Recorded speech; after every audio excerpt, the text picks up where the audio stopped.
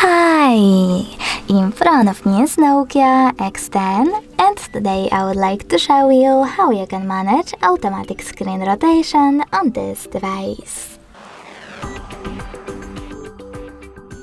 First of all, go into Tab menu. Now look for Auto Rotate icon, and when you find it, just click on it. As you can see, mine is now black. That means that automatic screen rotation is off, but you can always turn it back on by clicking on the same icon.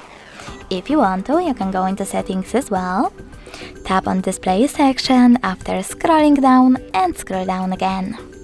Then click on this switcher next to Auto Rotate screen to disable or enable it. Thanks so much for watching. If you enjoyed this video, leave a like, comment and subscribe. Bye!